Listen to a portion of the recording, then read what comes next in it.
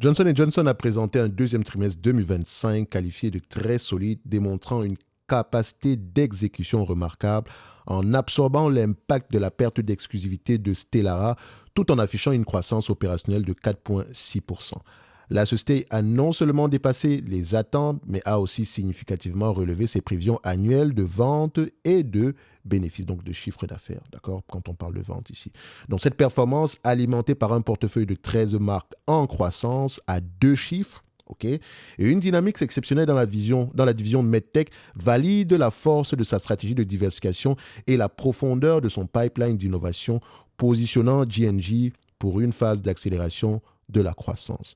Mais n'oubliez pas que cette note-ci est accouplée avec la précédente, qui était plus longue que celle-ci, mais on ne va pas revenir sur les problématiques de Johnson & Johnson en date d'aujourd'hui. On en a parlé sur la dernière vidéo qui date à peu près du mois de juin, ok, notamment les procès. Donc ici, et les procès en cours. Donc, ce qu'on va faire ici en date d'aujourd'hui, je vais juste faire la mise à jour quantitative. Donc, J&J, ça donne ceci. J&J, voilà.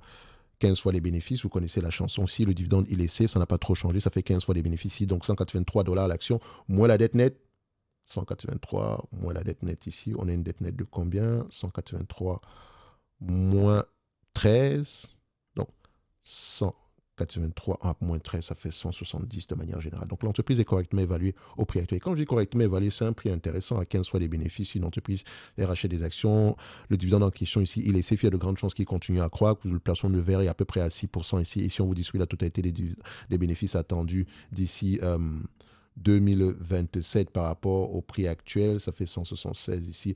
On a un rendement sur coût de près de 7% par là. Donc, c'est très intéressant. Enfin, pour ceux qui sont intéressés par ce type d'entité ici. OK?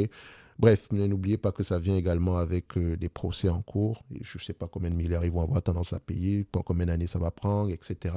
Mais voilà, ça peut jouer, ça peut jouer si vous êtes en mal, si vous recherchez une opportunité et que ça ne vous dérange pas.